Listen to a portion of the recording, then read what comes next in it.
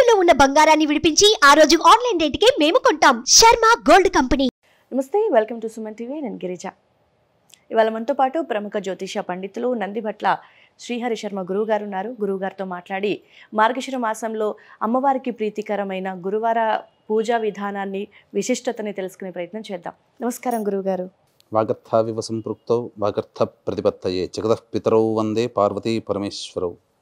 సదాశివసమారంభాం శంకరాచార్య మధ్యమాం అస్మదాచార్య పర్యంతం వందే గురు పరంపరాం. ఆదిత్యాయ చ సోమాయ మంగళాయ బుధాయ చ గురు శుక్ర శనిభ్యశ్చ రాహవే కేతవే నమః.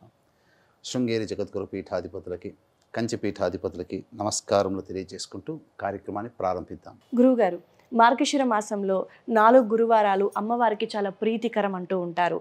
ఈ గురువారాలలో అమ్మవారి కటాక్షం కోసం అమ్మవారిని ఏ విధంగా పూజించాలి, పద్ధతులేంటి, అమ్మవారిని ఏ విధంగా పూజిస్తే మనకు లక్ష్మీ కటాక్షం కలుగుతుంది అంటారు గురువుగారు? ఒకసారి తెలియజేస్తారా? మనకు చెప్పబడినటువంటిది విష్ణువే సాక్షాత్తు భగవద్గీతలో విభూతి యోగంలో చెప్పబడినటువంటిది ఏంటంటే మాసానాం మార్గశీర్షోహం అంటే అన్ని మాసాలలో మార్గశిర మాసాన్ని నేనే అన్నట్టుగా చెప్పాడు. ఇది విష్ణుకు ప్రీతికరమైనది. కార్తీక మాసంలో ఈశ్వరునికి ప్రీతికరంగా మనం ఏ విధంగానైతే శివుణ్ణి ఆరాధన చేస్తామో మార్గశిర మాసంలో విష్ణు ప్రీతికరంగా చేస్తాం. అయితే ఈ మార్గశిర మాసంలో విశేషించి లక్ష్మీ పూజ చాలా మహత్యమైనటువంటిదిగా చెప్పబడి ఉంది. మనకు శ్రావణ మాసంలో వైభవలక్ష్మి, వరలక్ష్మి ఇలాంటి లక్ష్మీ పూజలు ఏ విధంగా చేస్తామో మార్గశిర మాసంలో లక్ష్మీ పూజ చేయాలి. కాకపోతే శ్రావణ మాసంలో శుక్రవారం రోజున చేస్తే మార్గశిర మాసంలో గురువారం రోజున చేస్తాం. అందుకని గురువారాన్ని లక్ష్మీవారముగా పిలవడం జరుగుతుంది. అయితే ఈ యొక్క మార్గశిర మాసంలో లక్ష్మీ పూజ చేయాలనంటే కొన్ని నియమాలు అనేటువంటివి పాటించాలి.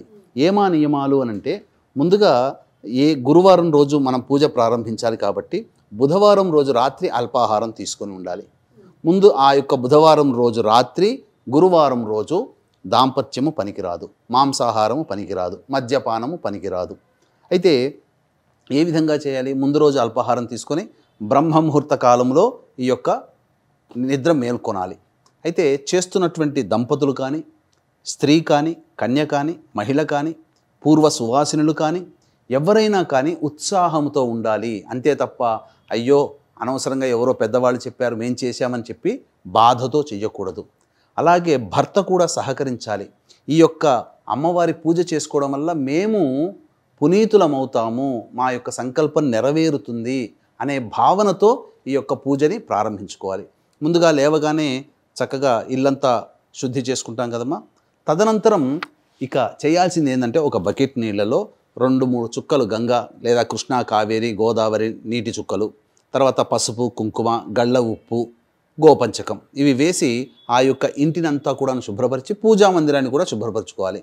పూజా మందిరాన్ని శుభ్రపరిచేటువంటి గుడ్డ వేరుగా పెట్టుకోవాలి.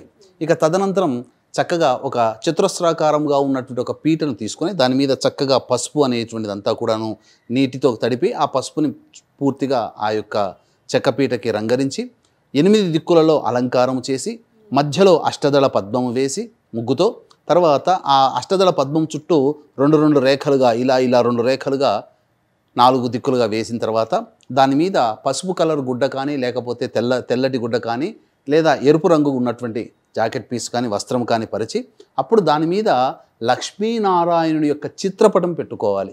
చాలామంది వీక్షించేటువంటి మన సుమన్ టీవీ ప్రేక్షకులు చేసే తప్పు ఏంటంటే లక్ష్మీ పూజ చేస్తున్నాం కదా అని చెప్పి లక్ష్మీ అమ్మవారి ఒక్కటే ఉన్నటువంటి పూజని ఆ చిత్రపటాన్ని తెచ్చుకుంటారు. అది చాలా తప్పు. ఎందుకనంటే లక్ష్మీ అమ్మవారిని నారదుడు అడిగాడట, అమ్మా నువ్వు ఒక చోట స్థిరంగా ఉండవు కదా, ఎందుకమ్మా అనంటే చాలామంది చేసేటువంటి తప్పు ఏంటంటే అయ్యా నారద, కుమార అంటే కుమారుడే కదా, కుమారా అందరూ కూడా నన్ను కావాలనుకుంటారు కానీ నా భర్తను పిలవకుండా నన్ను మాత్రమే పూజిస్తే వాళ్ళకి ఫలితం ఎలా ఉంటుంది? కాబట్టి పిలిచినందుకు తల్లిగా నేను వచ్చి కొంతవరకైనా నేను ఉండగలుగుతాను, కానీ ఎవరింటానైనా స్థిరంగా ఉండాలంటే నా భర్తతో కలిపి నన్ను ఆరాధన చేసిన వాడి ఇంట్లో స్థిరంగా ఉంటాను అని చెప్పి చెప్తుంది.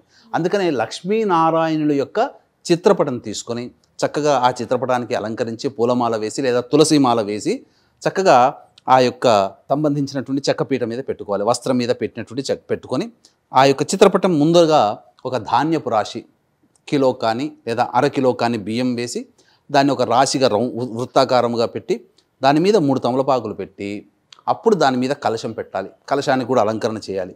కలశంలో ఎటువంటి వస్తువులు వేయాలంటే కలశం నీళ్ళలో పసుపు, కుంకుమ, గంధము, జవ్వాది, అగరు, ఒట్టివేళ్ళు, అలాగే రాగి సంబంధించినటువంటిది అనగా రాగి పైసా, రాగి నాణము, అలాగే ఈ ముత్యము, పగడము, అలాగే చిన్న ఒక 1/4 గ్రామంత బంగారము వేసి ఆ యొక్క నీటిలో వేసిన కలశంలో వేసిన తర్వాత 5 రకాలైనటువంటి కొమ్మలు, అంటే సాధారణంగా మేడి, మర్రి, జువ్వి, మోదుగా, రావి, ఈ 5 రకాల కొమ్మలు ఆ కలశంలో వేయాలి.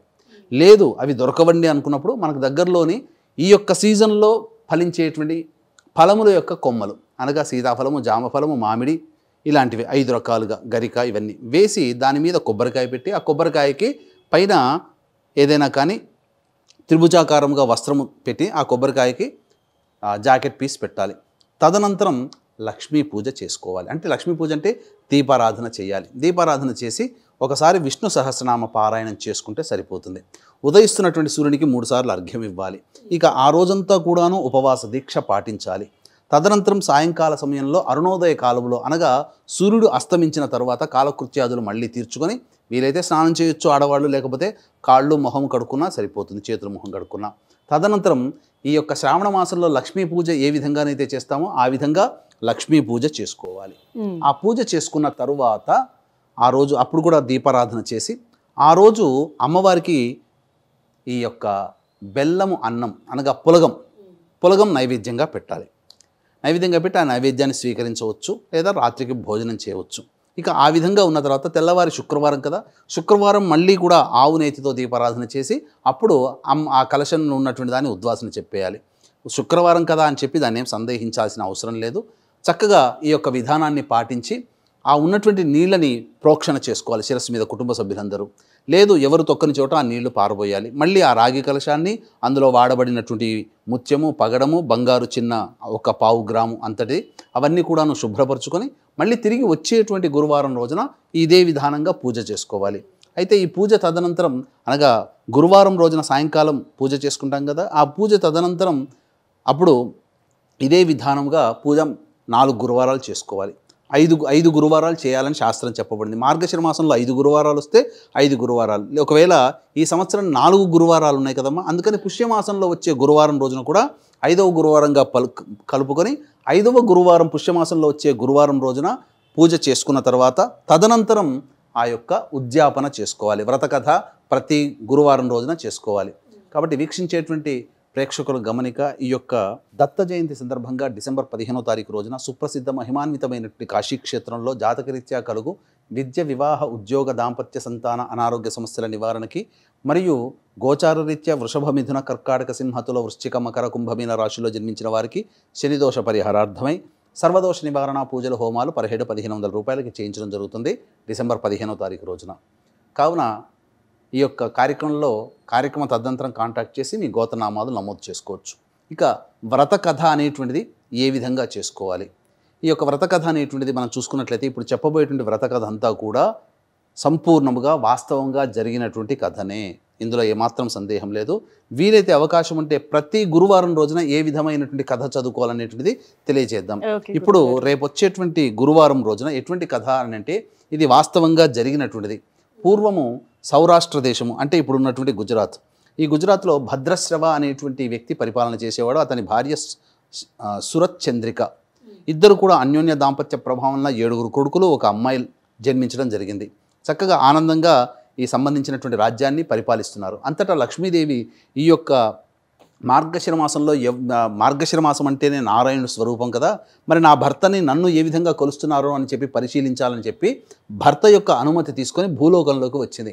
అన్ని దేశాలు అన్ని ప్రాంతాలు తిరుగుతూ ఈ యొక్క సౌరాష్ట్ర దేశానికి వచ్చినప్పుడు అప్పుడు మనసులో అనుకుందట, ఒక ఇంట్లో గనక లక్ష్మీ పూజ కానీ లేదా దీపారాధన నన్ను పెట్టి చేస్తే ఆ ఇల్లు మాత్రమే బాగుపడుతుంది, అదే రాజు గనక చేసినట్లయితే ఈ యొక్క రాజ్యమంతా కూడాను సుభిక్షం అవుతుంది కదా, మరి ఈ యొక్క సంబంధించినటువంటి లక్ష్మీవార వ్రతానికి రాజ్యాన్ని పరిపాలించే రాజులకి పూర్వజన్మ సంబంధం ఉన్న వాళ్ళైతే చాలా విశేషం కదా అని చెప్పి అప్పుడు ఆలోచన చేయగా సౌరాష్ట్ర దేశాధిపతి పూర్వజన్మ వృత్తాంతంలో ఈ యొక్క పూజ చేసుకున్నటువంటి వాడు. కాబట్టి ఆ యొక్క గుజరాత్ ప్రాంతానికి వెళ్ళి ఆ యొక్క రాజుకోట దగ్గరికి వెళ్ళి తన యొక్క కర్రతో చెప్పిందట, సంజ్ఞగా రూపంలో చెప్పింది. అంతటా దాసి వచ్చి ఏంటమ్మా ఏమొచ్చావనంటే, ఇప్పుడు ఈ రాజ్యాన్ని పరిపాలిస్తున్నటువంటి దంపతులు ఇద్దరు కూడా పూర్వజన్మలో ఒక వైశ్య కుటుంబానికి జన్మించిన వాళ్ళు, కడు దారిద్ర్యముతో బాధపడుతున్నటువంటి సందర్భముగా వాళ్ళ యొక్క దరిద్రము ఎక్కువగా ఉండడం వల్ల తరచూ కొట్లాడుకునేవాళ్ళు. ఒక రోజున భర్త గట్టిగా చేయి చేసుకున్నటువంటి కారణం చేత బాధపడుతూ అడవిలోకి వెళ్ళింది.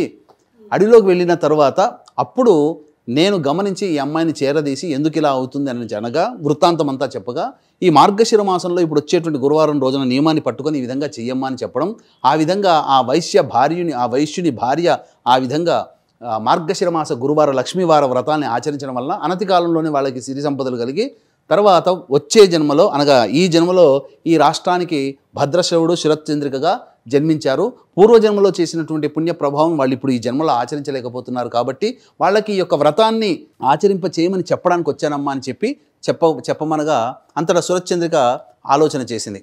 అంతటా దాసి తీసుకొని రమ్మని చెప్పి పంపడం జరిగింది.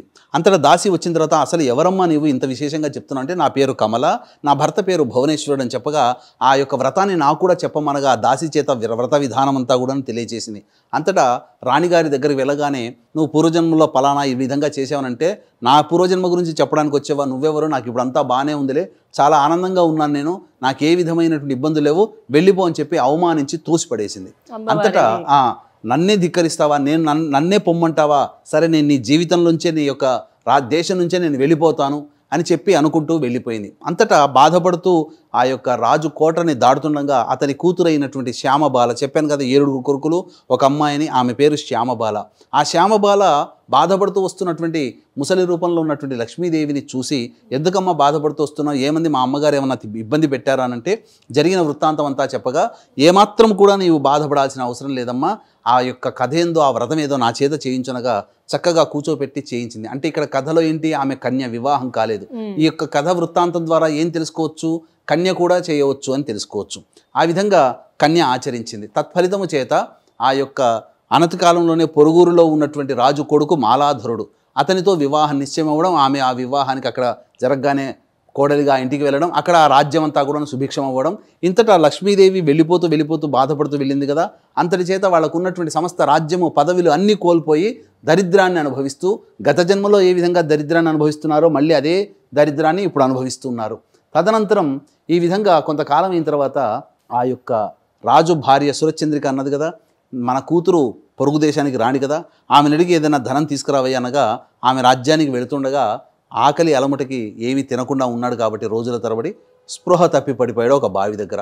అంతటా ఆ బావి దగ్గర తన కూతురి పరిచారకుల వీళ్ళందరూ వచ్చి, ఇతన్ని చూస్తేనైతేనేమో రాజులాగా ఉన్నాడు, కానీ వేషం చూస్తే మాత్రం భిక్షగాడిలా ఉంది అని చెప్పి అతన్ని ఆ యొక్క శాంతపరిచిన తర్వాత, ఎవరయ్యా నీవనంటే, ఈ రాజ్యాన్ని పరిపాలిస్తున్న రాజు భార్య నా కూతురే, పొరుగు దేశానికి రాజ్యమే ఒకప్పుడు నేను అందా కోల్పోయి ఈ విధంగా బికారిగా ఉన్నానని చెప్పగా ఈ వార్త కూతురైనటువంటి శ్యామబాలకి తెలియచేయడం జరిగింది.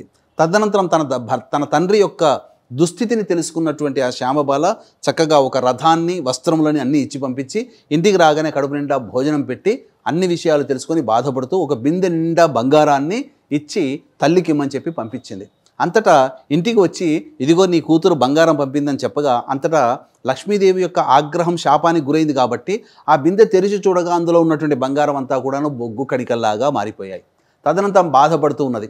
ఇక ఈ సందర్భంలో తన కూతురు ఏం చేస్తుంది ఒక రోజు అని చెప్పి తెలుసుకోవడం కోసమే తన కూతురు దగ్గరికి వెళ్ళి ఈ విధంగా భర్తతో పాటు వెళ్ళింది. అయితే ఎన్నిసార్లు తల్లి దగ్గరికి వెళ్ళి వచ్చినా బొగ్గులే వస్తున్నాయి.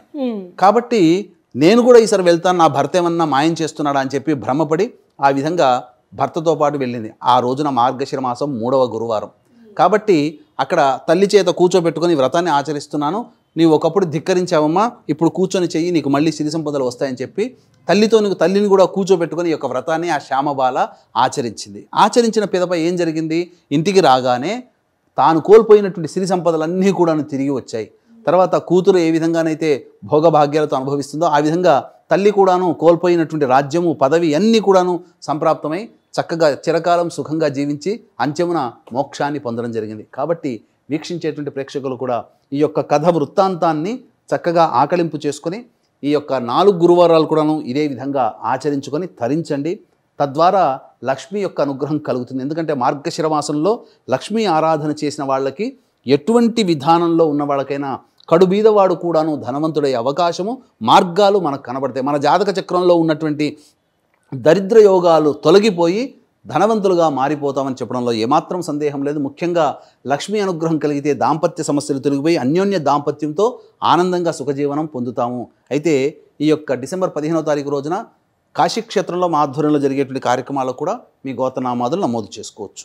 గురువుగారు, నిజంగా అంటే మార్గశిర మాసంలో గురువారం లక్ష్మీవారం అని అంటాం, కానీ పూజా విధానము, నియమాలు, పద్ధతులు ఏ విధంగా చేసుకోవాలి, ఆచరణ నిజంగా చాలామందికి తెలియదు. చాలా చక్కటి వివరణ తెలియజేశారు. పూజా విధానాన్ని, లక్ష్మీ కటాక్షం పొందాలి అనుకునే వాళ్ళు సో ఈ పూజా విధానాన్ని పాటిస్తే ఖచ్చితంగా కడు బీద వాళ్ళు కూడా ఉన్నత స్థాయికి ఎదిగే అవకాశం ఉంటుందని గురువుగారు చెప్తున్నారు కదా. ఉద్యాపన కూడా ఇక్కడ చేసుకోవాలమ్మా. ఉద్యాపన 5వ గురువారం రోజున 7 కన్యలు, 7 ముత్తైదులకి, లేదు 5 కన్యలు లేదా 5 ముత్తైదులు, 3 కన్యలైనా 3 ముత్తైదులైనా, లేదా ఒక కన్యకైనా, లేదా శక్తిని అనుసరించి చేసుకోమంది కాబట్టి శక్తికి మించి చేసుకోకూడదు. కన్యకైనా ముత్తైదుకైనా ఇవ్వవచ్చు. ఆ ముత్తైదుల్ని పిలిపించి వాళ్ళని లక్ష్మీ స్వరూపంగా భావించి 5వ గురువారం రోజున, పుష్యమాసంలో వచ్చే 5వ గురువారం రోజున ఈ యొక్క వ్రత విధానాన్ని ఆచరించి అప్పుడు ఉద్యాపన చేయాలి. అంటే స్త్రీ అలంకరణ వస్తువులు అంటే అద్దము, దువ్వెన, కాటుక, గాజులు, రవికబట్ట, పూలమాల, పసుపు, కుంకుమ, ఇలా స్త్రీ అలంకరణ వస్తువులు ఆ యొక్క ముత్తైదులకు కానీ కన్య కానీ ఇచ్చి ఆ లక్ష్మీ స్వరూపంగా భావించి వాళ్ళని ఆరాధన చేసి వాళ్ళకి భోజన తాంబూలాదులు ఈ చెప్పినటువంటి వస్తువులు వాయనమిచ్చి దక్షిణతో సహా లేదా వస్త్రం ఇచ్చి పంపిస్తే చాలా మంచిది. వారి ఆశీర్వచనం వల్ల వ్రతం సాంగఫలం సిద్ధిస్తుంది. అలాగే చాలామందికి ఉండేటువంటి సందర్భం ఏంటంటే ఆడవాళ్ళు తరచూ ఇబ్బందులకు గురవుతుంటారు. ప్రతి నెల ఋతుక్రమం అనేటువంటిది ఉంటుంది, రజస్వలు అవుతారు. కాబట్టి ఆ సందర్భంలో ఎలా చేయాలి గురువు గారు అని కూడా చాలామంది కామెంట్ రూపంలో పెడుతుంటారు.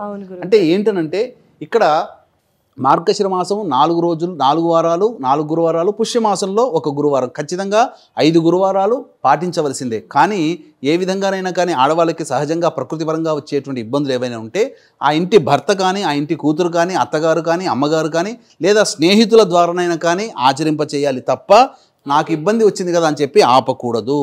ఇది నియమం అని తెలుసుకోవాలి. సో ఎవరైనా చేసుకోవచ్చు, ఇంట్లో వాళ్ళ కుదరకపోయినా కూడా. ఓకే, చాలా చక్కటి విశేషాన్ని తెలియజేశారు గురువు గారు. ధన్యవాదాలు. సర్వం శ్రీ ఉమామహేశ్వర పరబ్రహ్మార్పణమస్తు.